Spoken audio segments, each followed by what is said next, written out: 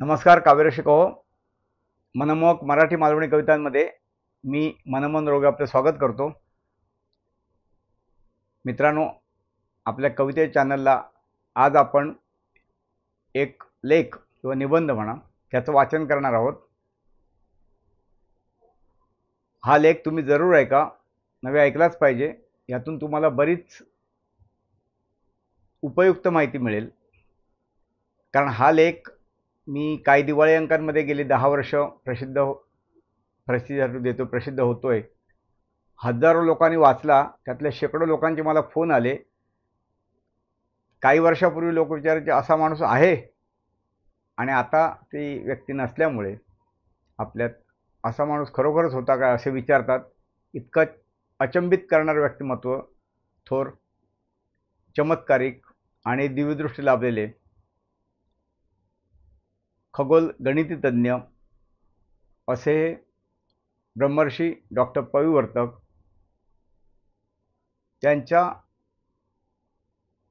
त्यांची ओळख किंवा त्यांचा छोटासा परिचय या निबंधात किंवा लेखात मी करून द्यायचा प्रयत्न केलेला आहे.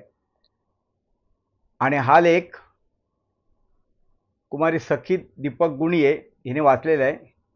सखी ही माझे मित्र, जे मला चॅनलला काही थंबनेलसाठी चित्र हवी असतील किंवा काही माहिती हवी असेल तर ती ताबडतोब देतात. असे वृत्तपत्र लेखक, कवी आणि बऱ्याच लोकांना मदत करणारे अशी दीपक गुण यांची द्वितीय कन्या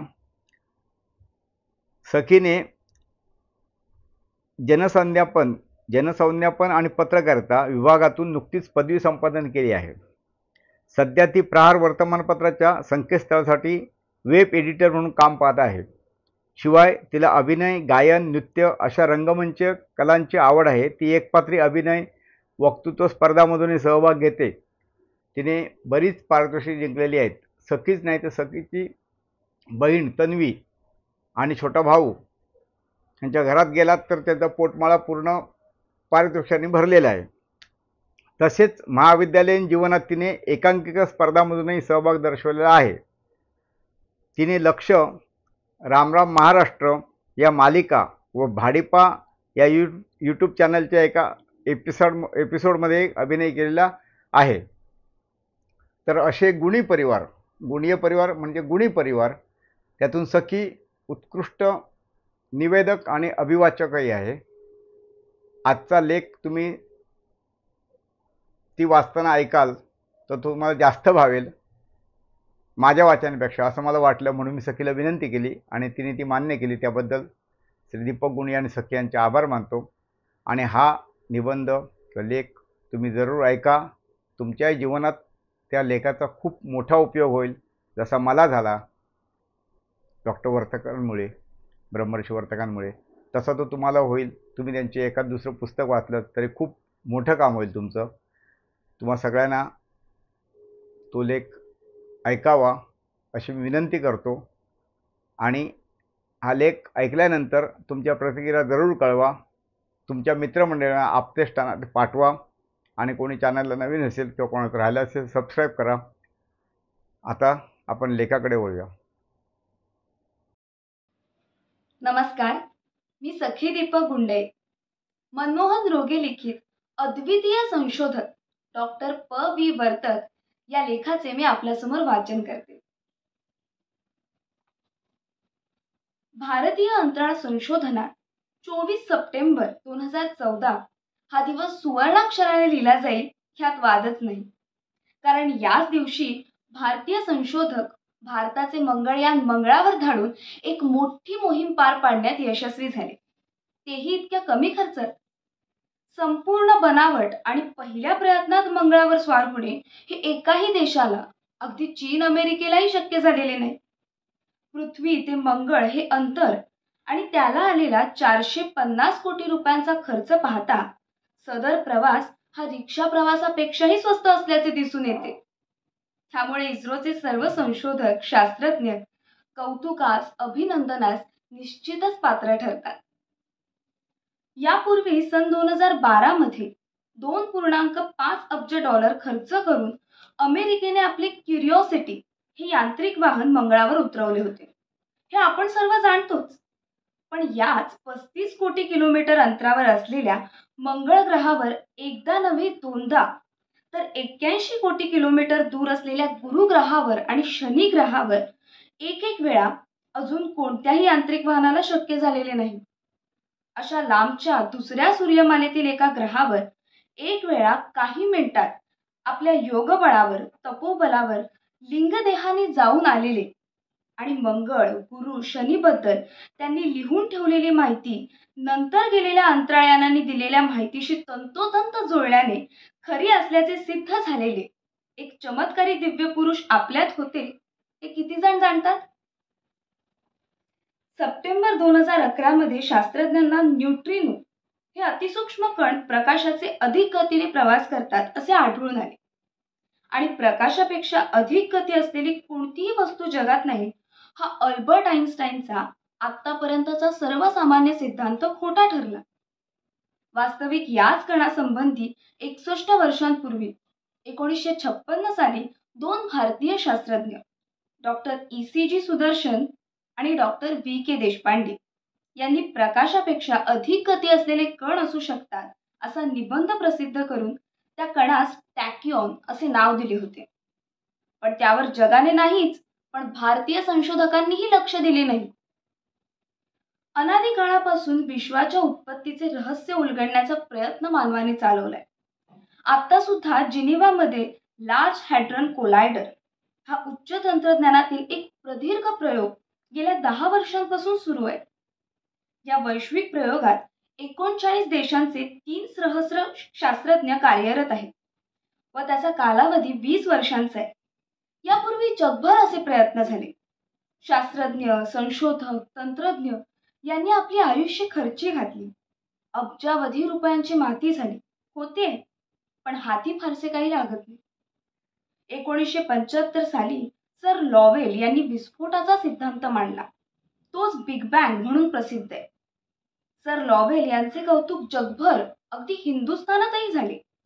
पण तोच सिद्धांत हिंदुस्थानात 20-25 सहस्र वर्षांपूर्वी ऋग्वेदामध्ये नारदीय सूक्तात केवळ 7 मंत्रांमध्ये मांडलाय.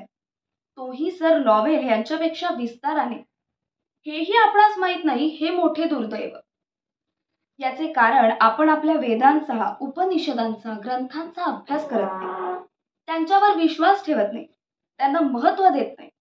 केवळ साहेब म्हणेल त्याचप्रमाणे मानतो. त्यामुळे हे घडते. या सर्व ग्रंथांचे, परंपरांचे वाचन, चिंतन, अभ्यास आणि संशोधन करणारे संपूर्ण हिंदुस्थानात एक महापुरुष जन्मले. त्यांनी वेद, उपनिषदे, पुराणे, रामायण, महाभारत, गीता आणि इतर ग्रंथांचा अभ्यास केला. सर्व ग्रंथांची आणि परंपरांची सांगड विज्ञानाशी घालून त्यातील सत्यता पडताळून पाहिली.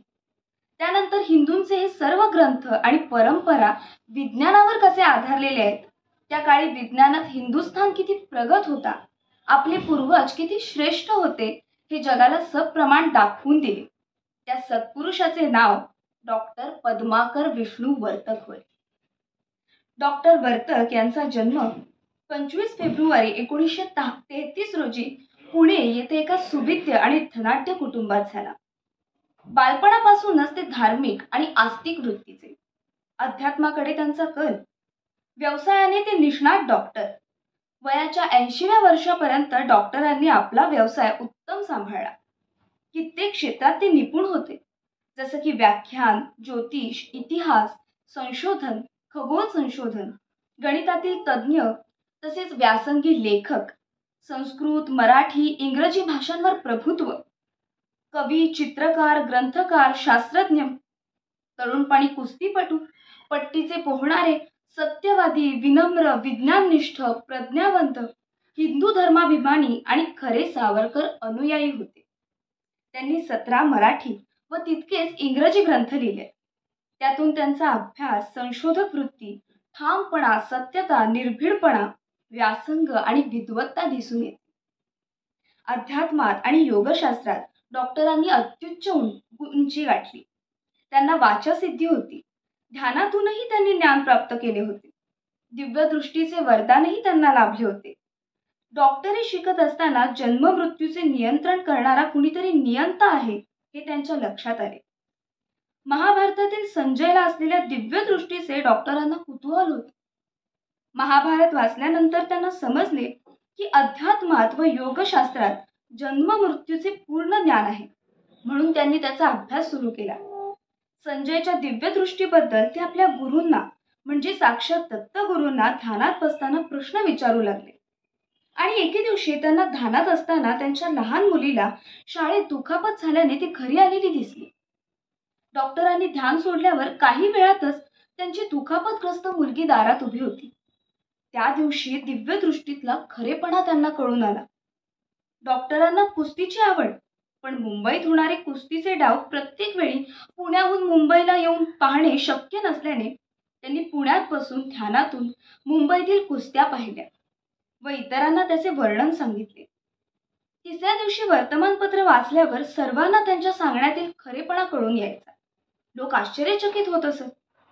भूतकाळातील वर्तमान काळातील काही घटना त्यांनी ध्यानातून पाहिल्यावर भविष्यातील घटना ध्यानातून कळतात का हे त्यांच्या संशोधक वृत्तीने जाणण्याचा प्रयत्न केला. त्यासाठी मुंबईत 8 दिवसानंतर होणाऱ्या कुस्त्या त्यांनी अगोदरच ध्यानातून पाहून त्यांचे निकालही मित्रमंडळींना सांगून ठेवले व नंतर डॉक्टरांनी सांगितल्याप्रमाणेच त्या कुस्तींचे निकाल लागल्यावर ध्यानातून भविष्यातील घटनाही कळतात हे सिद्ध झाले. पुढे मंगळ ग्रहावर अमेरिका यान पाठवणार असल्याचे प्रसिद्ध झाले होते आणि डॉक्टर वर्तकांनी मंगळ ग्रहावर आपले ध्यान केंद्रित केले व काही दिवसांनी त्यांनी एक जगावेगळा चमत्कार केला. प्रथम 23 जुलै व नंतर रविवारी 10 ऑगस्ट 1975 रोजी असे 2 वेळा 35 कोटी मैल दूर असलेल्या मंगळ ग्रहावर डॉक्टर वर्तक लिंग देहाने क्षणार्धात पोहोचले. तेथील वातावरणाची पाहणी करून 15 मिनिटात ते वास्तवात आले. तेथील 21 मुद्दे लिहून त्यांनी सर्व वर्तमानपत्रांना पाठवले, पण कुणीही विश्वास ठेवला नाही. अपवाद फक्त 1976 सालीच्या जूनच्या संतकृपा मासिकाचा. पुढे वायकिंग 1 मंगळ ग्रहावर उतरले व त्याचे रिपोर्ट येणे सुरू झाले आणि डॉक्टरांचे 20 मुद्दे तंतोतंत खरे ठरले. 21वा मुद्दा पुढे 11 वर्षांनी खरा ठरला. अशा प्रकारे डॉक्टरांचा प्रयोग 100% खरा ठरला आणि त्यांना दिव्य दृष्टी आहे असे 21 ऑगस्ट 1976 रोजी पुण्याच्या तरुण भारतने प्रसिद्ध करून डॉक्टरांचे कौतुक केले. व्हायकिंग 1 आणि व्हायकिंग 2 यांची जोडणी होणार असे नासाने प्रसिद्ध केले. डॉक्टरांना ध्यानात दिसले की हा जोडणी कार्यक्रम प्रथम पुढे ढकलणार व नंतर रद्द होणार. डॉक्टरांनी तसे अमेरिकन एम्बेसीसला कळवले, पण त्यांनी उत्तर दिले की तुम्ही म्हणता तसे होणार नाही. कार्यक्रम ठरल्याप्रमाणे होईल. पण पुढे तसे न होता डॉक्टरांच्या म्हणण्याप्रमाणेच कार्यक्रम प्रथम पुढे ढकलला व नंतर रद्द केला गेला. यावेळेसही डॉक्टरांची दिव्य दृष्टी पुन्हा खरी ठरली. ऑगस्ट 1977 मध्ये डॉक्टरांनी ध्यानातून गुरुग्रहावर झेप घेतली. गुरुग्रह पृथ्वीपासून 50 कोटी मैल दूर आहे. गुरुग्रहाचे दर्शन निरीक्षण करून डॉक्टर 15 मिनिटात ध्यानमुक्त झाले. त्यांनी जाता येता 100 कोटी मैलांचा प्रवास क्षणभरात केला. भारताच्या तत्कालीन राष्ट्रपतींना व पंतप्रधान श्री मोरारजी देसाई यांना पत्र पाठवून डॉक्टरांनी गुरुग्रहाबद्दल माहिती दिली. त्यांच्याकडून दिनांक 23 नोव्हेंबर 1977 रोजी डॉक्टरांना पोहोच मिळाली. गुरुग्रहावरील दिलेली माहिती श्री साप्ताहिक 29 ऑक्टोबर 1977, संतकृपा मासिक नोव्हेंबर 1977च्या दिवाळी अंकात प्रसिद्ध झाली. 5 फेब्रुवारी 1978 पर्यंत व्हायझर यानाने पाठवलेल्या माहितीवरून डॉक्टरांनी दिलेले कितीतरी मुद्दे अचूक ठरले. उरलेले मुद्दे पुढे खरे ठरतील हे निश्चित. गुरुवर यान जाण्यापूर्वी 1.5 वर्ष अगोदर डॉक्टरांनी हे सर्व ध्यानातून जाणले हे मात्र विशेष. हल्ली वाढत्या ग्लोबल वॉर्मिंगवर तज्ज्ञांची नेहमी चर्चासत्रे होतात, पण त्यावर उपाय डॉक्टरांनी 1995 साली लिहिलेल्या ब्रह्मर्षीची स्मरण यात्रा या ग्रंथात सुचवलाय. त्यांनी ध्यानातून शनिग्रहाचे अवलोकन केले आहे. ते म्हणतात, शनिग्रहाभोवती असणारी कडी ही कचरा, चिखल, मातीची आहे. तसेच शनीवर ओझोन वायूचे प्रचंड साठे आहे. पृथ्वीच्या वातावरणातील ओझोनला भगदाड पडल्यामुळे वसुंधरा नष्ट होण्याचा धोका वाढलाय. तसे होऊ नये म्हणून शनीवरील ओझोन वायू पृथ्वीच्या वातावरणात कसा सोडता येईल यासाठी शास्त्रज्ञांनी आतापासून प्रयत्न करायला हवेत. पुढच्या पिढीतील शास्त्रज्ञांना ते आव्हान असेल. पुढे 2009 मध्ये शनीबाबत डॉक्टरांनी सांगितलेली सर्व माहिती खरी असल्याचे सिद्ध झाले. स्वयंभू ग्रंथात 1971 साली डॉक्टर वर्तकांनी डायनासोर सारखे पर्वतप्राय सरडे भारतात होते, त्यातील एक कृष्णाने मारला असे लिहिले. तर उत्खनन शास्त्रकारांचे म्हणणे डायनासोर भारतात कधीच नव्हते असे होते. पण आता 2010 मध्ये द्वारकेजवळ डायनासोरची 3 ते 5 किलो वजनाची अंडी सापडली आणि डॉक्टरांच्या म्हणण्याला पुष्टी आढळली. मराठी भाषा अतिप्राचीन असून संस्कृत त्यानंतर उदयास आली, तसेच बोलली जाते. तशीच्या तशी लिहिली जाणारी फक्त मराठी भाषा आहे असे गेले 25-30 वर्षे आपल्या व्याख्यानातून डॉक्टर वर्तक वारंवार सांगत होते. पण कुणी भाषा अभ्यासकाने, भाषा तज्ज्ञाने त्यांचे म्हणणे गांभीर्याने घेतले नाही. काही वर्षांपूर्वी तत्कालीन माननीय मुख्यमंत्री श्री पृथ्वीराज चव्हाण यांनी मराठी भाषा किती जुनी आहे, अभिजात भाषेचा दर्जा मराठीला मिळू शकतो का याचा शोध घेण्यासाठी प्राध्यापक रंगनाथ पाठारे समिती नेमली. सदर समितीने विविध ग्रंथ, शिलालेख, संदर्भासाठी लागणारे साहित्य यांचा अभ्यास करून दिलेल्या अहवालातच म्हटले आहे, मराठी भाषा ही वेदकालीन असून सुमारे 2 सहस्र वर्षांपूर्वीची आहे. मराठीच्या नंतर संस्कृतचा उदय झाला. तसेच अभिजात भाषेसाठी लागणारे सर्व निकष मराठी भाषा पूर्ण करते. म्हणजेच महाराष्ट्र सरकारने मराठी भाषा संशोधनासाठी नेमलेल्या समितीने डॉक्टर वर्तक यांच्या निष्कर्षावर ते अचूक असल्याची मोहर उमटवली. डॉक्टर वर्तक हे भाषा अभ्यासक, संशोधक आहेत हेही जगात समजले. सदर माहिती दैनिक लोकमतच्या पृष्ठभागावर शनिवार दिनांक 9 फेब्रुवारी 2013 रोजी प्रसिद्ध झाली. डॉक्टरांचे सर्व शोध पुढे खरे ठरणार हे निश्चित, कारण ते प्रज्ञावंत होते.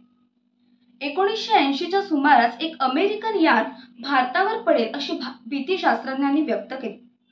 इंडियन एक्सप्रेसने त्याबाबत डॉक्टरांचे मत जाणून घेतले तेव्हा डॉक्टर म्हणाले, यानाचा एक छोटा भाग आंध्र प्रदेशात पडेल, तोही मनुष्य वस्तीवर पडणार नाही.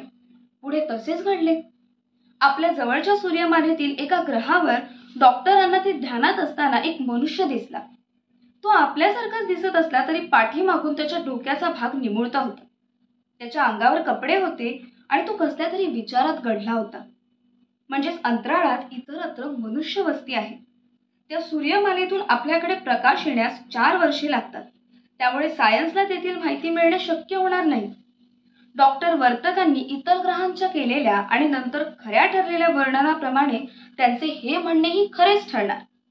जगभरातील संशोधकांना परग्रहावरील मनुष्य अजून आढळलेला नाही, कारण त्यांची झेप मर्यादित आहे.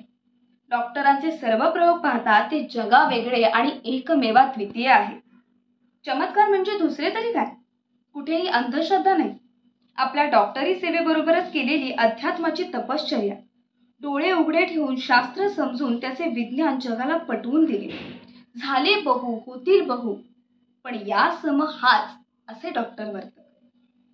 डॉक्टर वर्तक हे खगोलशास्त्रज्ञ व गणितज्ञ असल्याने त्यांनी आपल्या अभ्यासातून, संशोधनातून रामायणातील 50 घटनांच्या व महाभारतातील 60 घटनांच्या तारखा ज्योतिर्गणिताने निश्चित केल्या. रामायण आणि महाभारताचा काळ निश्चित केला त्यास कुणीही तज्ञाने आक्षेप घेतला नाही. श्री निलेश ओक या अमेरिका स्थित केमिकल इंजिनियरने डॉक्टरांच्या स्वयंभू ग्रंथांचा अभ्यास करून व्हायझर हे सॉफ्टवेअर वापरून पाहिले तेव्हा डॉक्टरांचे गणित, दिनांक आणि त्यांनी सांगितलेली ग्रहस्थिती अचूक असल्याचे त्यांना आढळले. म्हणजेच डॉक्टर वर्तक यांचे खगोलशास्त्रीय गणित आधुनिक संगणक शास्त्रानेही मान्य केले. आज जगात लागलेले कितीतरी शोध पूर्वी हिंदुस्थानला ज्ञान होते हे डॉक्टरांनी पुराव्यानिशी सिद्ध केले. जसे क्लोनिंगची निर्मिती शुक्राचार्यांनी केली होती. त्यांनी यंत्रमानव व यांत्रिक राक्षसही बनवले होते. इसवी सन पूर्व 6000 या काळी उपनिषदांमध्ये गुरुत्वाकर्षणाची माहिती होती. इतकेच नव्हे तर गुरुत्वाकर्षणाविना देह अंतराळात कुठेही गेला असता असेही त्यांनी लिहून ठेवले आहे. गुरुत्वाकर्षणाचा देहावरील परिणाम न्यूटनला माहीत नव्हता. टेस्ट ट्यूब बेबी महाभारतात आढळतात. 1897 साली परमाणूचा शोध लागला, पण त्यापूर्वी 4000 वर्षे भागवताने परमाणूचे ज्ञान लिहून ठेवले आहे. पुराणात विज्ञान आहे. वेद उपनिषदांमध्ये विज्ञान ठासून भरले आहे. अंतराळ प्रवासाने आयुष्य वाढते हा आईन्स्टाईनचा सिद्धांत व्यासांना ज्ञात होता. वीज अगस्तींना ज्ञात होते.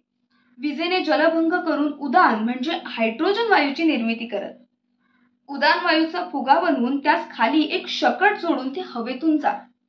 विजेने तांब्यावर सोन्या चांदीचा मुलामा चढवी. ऋग्वेदात अनुध्वम. पाश्चात्यांपूर्वी शेकडो वर्षे शल्यचिकित्सेचे ज्ञान महर्षी सुश्रुतांनी जगाला दिले. डॉक्टरांनी 1975 साली योग आणि अध्यात्म या विषयांवर संशोधन करण्यासाठी अध्यात्म संशोधन मंडळाची स्थापना केली व प्राचीन भारतीय विज्ञान शोधण्याकरता 1976 साली वेद विज्ञान मंडळ स्थापन केले. त्या माध्यमातून डॉक्टरांनी भरपूर संशोधन केले. महर्षी व्यासांनी महाभारतात गणपती समोर काही कुटप्रश्न ठेवले. गेल्या 8 सहस्र वर्षात एकाही पंडिताला त्यातील एकाही कोड्याचा उलगडा झालेला नाही, अर्थ समजलेला नाही. डॉक्टर वर्तकांनी त्यातील काही प्रश्नांवर विचार करून ध्यानातून जाणलेला अर्थ उदाहरणांसह जगात सांगितला. त्यामुळे बुद्धिमत्तेत महर्षी व्यास आणि श्री गणेशानंतर डॉक्टर वर्तक यांचाच क्रमांक लागतो असे म्हटल्यास वावगे ठरणार नाही. ब्रह्मचारी म्हणजे ब्रह्माला अनुसरून वागणारा असा डॉक्टरांनी अर्थ सांगितला. तो तसा अर्थ महर्षी व्यासांना अभिप्रेत नसता तर त्यांनी अर्जुनाला ब्रह्मचारी संबोधलेच नसते. ब्रह्मचारी शब्दाचा खरा अर्थ अजून कुणालाही समजला नव्हता, तो डॉक्टरांनी सांगितला. पाताळ म्हणजे आजची अमेरिका हे डॉक्टर वर्तकांनीच आपल्या अभ्यासातून संशोधनातून जाणले व सर्वप्रथम सांगितले. बळीराजाने ते दान विष्णूला दिले. अनेक शूर पराक्रमी राजे सेनानी झाले असते, पण आपल्या आयुष्यात केलेल्या युद्धांपैकी सर्व युद्धे जिंकणारा एकच सेनानी म्हणजे थोरले बाजीराव पेशवे हे डॉक्टरांनीच सिद्ध केले, अन्य कुणीही नाही. डॉक्टर वर्तक यांना शुक्रवार दिनांक 29 मार्च 2019 रोजी वृद्धापकाळाने राहत्या घरी देवाज्ञा झाली. त्यांचे वाचन, चिंतन, लेखन शेवटची 5-6 वर्षे प्रकृती अस्वास्थ्यामुळे बंद होते. जवळपास 150 विषयांवर ते व्याख्यान देत. देश विदेशात त्यांची 4000 पेक्षा जास्त व्याख्याने झाली. सामान्य जनांना न कळणाऱ्या भाषेतील हिंदूंचे ग्रंथ डॉक्टरांनी वाचून अभ्यासून त्याला विज्ञानाने आणि सत्याने ते भारावून गेले. या ग्रंथामधील ज्ञान सामान्यांना मिळावयास हवे, तो त्यांचा हक्क आहे आणि ज्ञानी मनुष्यातूनच हिंदूंचा आणि हिंदुस्थानाचा अभ्युदय होणार हे ओळखून त्यांनी त्या ग्रंथांचे आपल्या अनुभवाची ज्ञानाची भर घालून सामान्यांना दार खुले केले. नाहीतर उपनिषदे, पंतजली योग आणि इतर ग्रंथ किती जण वाचू शकले असते आणि वाचूनही ते किती जणांना समजले असते. डॉक्टरांमुळेच हे शक्य झाले. त्यांच्यामुळेच कित्येक शब्दांचे मूळ अर्थ, खरे अर्थ सर्वांना समजले. जसे देव, ईश्वर, ब्रह्म, स्वर्ग, दानव, राक्षस, आर्य, आर्यावर्त, उपासन, उपवास, जीव, प्राण, आत्मा, नियती, सत्य, हिंसा, अहिंसा, पुण्य, पाप, परमार्थ, कर्मफळ, गुरु, पुरोहित, मोक्ष, लिंगदेह, भूत, जीवांची उत्पत्ती, मंत्रशास्त्र वगैरे तसेच सणवार, व्रतवैकल्य इत्यादींचे शास्त्रीय महत्त्व समजले नसते ना विश्वाच्या उत्पत्तीचे रहस्य कळते. पूर्वीच्या सर्व ऋषीमुनींनी संसारात कुटुंबात राहूनच अध्ययन केले होते. सर्व ऋषी विवाहित होते. त्याच ऋषींनी वेद उपनिषदे लिहिली. डॉक्टर वर्तकांनीही पुण्यासारख्या गजबजलेल्या शहरात समाजात आपल्या कुटुंबात राहून आपला डॉक्टरी पेशा सांभाळून इतके अलौकिक कार्य केले. त्यांचे ग्रंथ वाचल्यास त्यांच्या ज्ञानाला महासागराची उपमा शोभून दिसेल. म्हणूनच त्यांना ज्ञानसूर्य म्हणतात. डॉक्टर वर्तक ऋषीच होते हे यातून जाणता येईल. डॉक्टर वर्तकांनी अध्यात्मात आणि योगशास्त्रात अत्युत्तम उंची गाठली. त्यांनी आपला पंथ निर्माण केला नाही, सभोवती अनुयायांची गर्दी जमवली नाही. तसे केल्यास त्यांना प्रसिद्धी मिळाली असती, पण खरे ज्ञान नाही.